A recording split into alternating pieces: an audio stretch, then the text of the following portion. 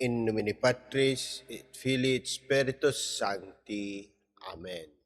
Shalom. Alchem. Magandang umaga sa ating lahat sa anumang panig ng buong mundo. Mga nakikinig at nanonood ngayon. Atin naman pakinggan ang mabuting balita ng Panginoon ayon kay San Mateo. Glory to you, Lord Jesus Christ. Noong panahong iyon, sinabi ni Jesus sa kanyang mga alagad, narinig na ninyong sinabi, ibigin mo ang iyong kaibigan at kaputan mo ang iyong kaaway. Ngunit ito naman ang sabi ko, ibigin ninyo ang inyong mga kaaway at idalangin ninyo ang mga umuusig sa inyo upang kayo'y maging tunay na anak ng iyong amang nasa langit. Sapagkat pinasisikat niya ang araw sa masasama at sa mabubuti, at pinapapatak niya ang ulan sa mga banal at sa mga makasalanan. Kung ang mga umiibig sa inyo ang siya lamang ninyong iibigin, ano pang gantimpala ang inyong hihintayin? Hindi ba't ginagawa rin ito ng mga publikano? At kung ang binabati lamang ninyo'y ang inyong mga kapatid, ano ang nagawa ninyong higit kaysa iba? Ginagawa rin iyon ng mga hintil. Kaya dapat kayong maging ganap gaya ng iyong amang nasa langit. Ang mabuting balita ng Panginoon. Praise to you, Lord Jesus Christ. Pagnilaya natin bilang mga Romano Katoliko, ngayong Martes ng ika-11 linggo sa karaniwang panahon. Sa mabuting balita ngayon, hinahamon tayo ni Jesus sa isang bagay na mahirap gawin. Ibigin ninyo ang iyong mga kaaway at idalangin ang mga umuusig sa inyo. Madaling magmahal ng mabait sa atin, pero ang magmahal ng taong nananakit ng api o sumira ng ating pangalan ay isang tunay na pagsubok ng pananampalataya. Sa unang pagbasa naman, nakita natin si Haring Ahab na nagkasala laban sa Diyos. Ngunit nang siya ay nagsisi at nagpakumbaba, nakita ng Panginoon ang kanyang pagpapakumbaba, kaya ipinagpaliban niya ang kaparusahan. Ipinapakita nito na ang Diyos ay makatarungan, ngunit puno rin ng awa sa taong tunay na nagsisisi. Sa panahon ngayon, parang uso ang cancel culture. Kapag may nagkamali, minsan gusto agad nating husgahan, murahin at i-post sa social media.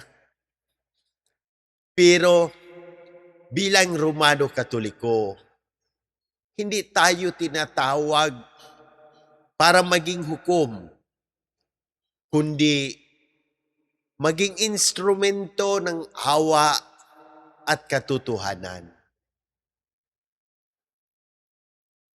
May isang tao na nag-post, Lord, turuan mo akong magmahal ng kaaway. Pagkatapos ay may nag-comment na nangungutang na 5 taon nang hindi nagbabayad. Biglang reply, "Lord, huwag naman po agad-agad." Nakakatawa man, pero totoo. Madalas, gusto natin sundin ang utos ng Diyos basta hindi masyadong mahirap. Ngunit ang tunay na pagmamahal ay nasusubok kapag kailangan na nating magpatawad. Isa pang halimbawa, kapag may nag-chat sa group chat, "Good morning po sa lahat." Kapag may nag-chat, "Libre merienda sa opisina." Pero kagad maraming reaksyon. Minsan, mas mabilis pa tayong tumugon sa libreng pagkain kaysa paanyaya ng Diyos na magmahal, magdasal, at magsimba. Ano ang tamang nating gawin? Magdasal para sa mga taong nakasakit sa atin. Huwag agad maniwala at magpakalat ng tsismis o fake news. Piliing magpatawad kahit masakit. Magpakumbaba kapag tayo ang nagkamali. Manatiling tapat sa mesa, kumpisal, rosaryo, at pagbabasa ng salita ng Diyos.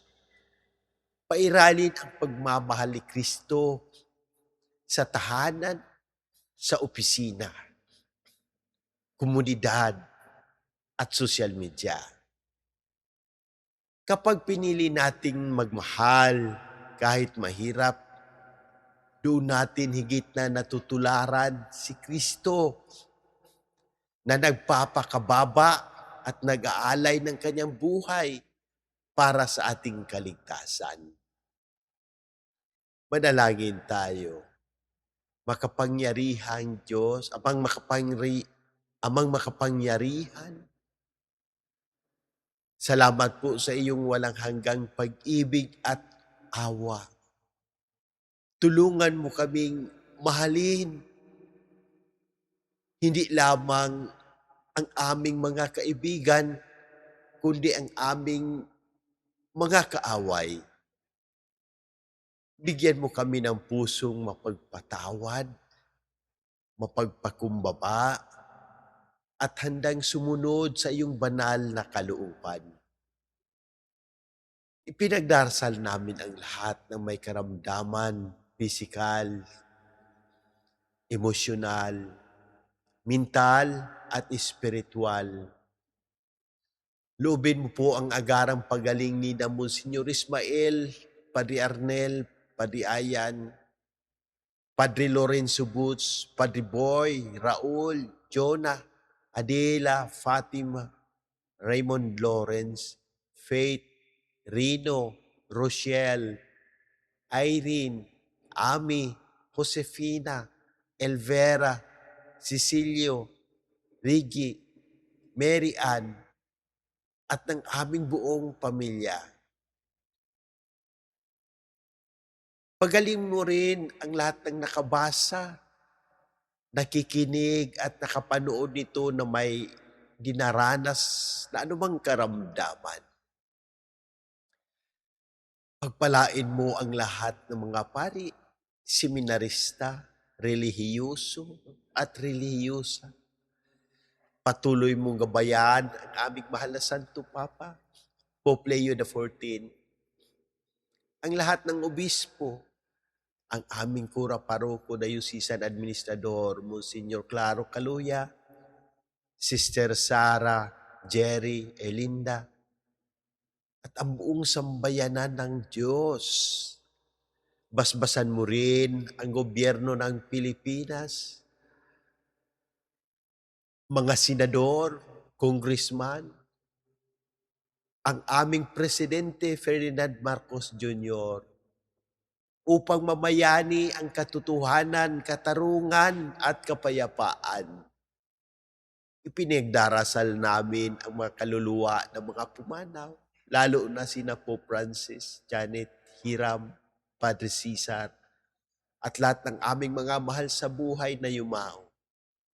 Loobin mong makamtan nila ang walang hanggang kapahingaan sa pamamagitan ng makapangyarihang intersesyon ng mahal na Birheng Maria. Iligtas mo kami sa lahat ng unos, kalamidad, aksidente, karamdaman, digmaan, kasamaan, at kapahamakan. Ingatan mo kaming ang aming pamilya at akayin mo kami sa landas ng kabanalan hanggang sa makasama ka namin sa buhay na walang hanggan. Amen. In nomine Patris et Filii et Spiritus Sancti. Amen. God bless!